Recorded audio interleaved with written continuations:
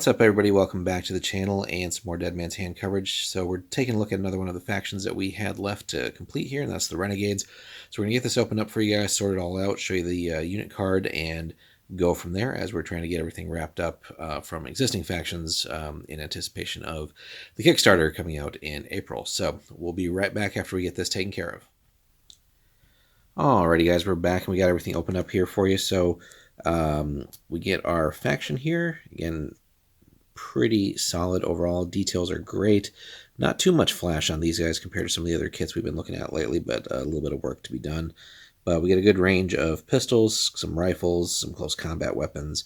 So overall, going to be a fun kit to do and get up there and get painted for you guys. So again, overall, they're just really good at capturing the details. I know some of that looks a little rough here with the metal being as shiny as it is, but there is a lot of good little detail and differences between all these guys. So the faction card here too, just as a reminder, again, I think we've already done the review for the Renegades, but all Indian Renegades with pistols as their sole weapon are armed with a fighting knife, tomahawk, war club, or similar close combat weapon.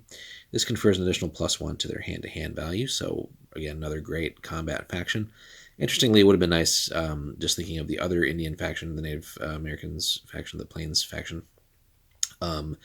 where they get to sort of use the knives and or tomahawks as like a short-range throwing weapon. Would have been nice to see that duplicated here, but nonetheless, makes them a little different here. Keen is the hair, so once per turn a model may move 20 centimeters, so basically the 4 inches, when using a duck back interruption instead of the normal 10, or actually, sorry, 8 inches instead of normal 10. So that's pretty cool too. So that's really quite a bit of board space as far as repositioning goes.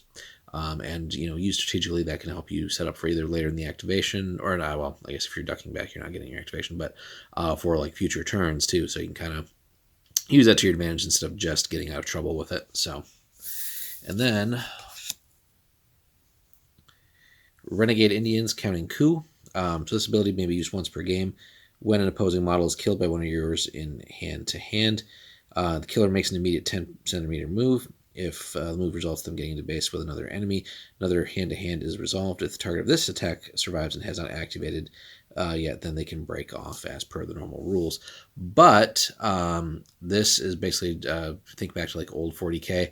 This is like kind of like consolidating into new combat after you win on the first round, so kind of like overrunning and getting into more combat. So if you can strategically line that up, if the opponent's kind of bunching up, maybe you go for the model that already has damage on them, hopefully take them out, and then slide into another combat and maybe do some more damage. So very deadly, and this would be a thing to watch out for. It's once per game, thankfully, because if this was kind of always active, it would just be brutal.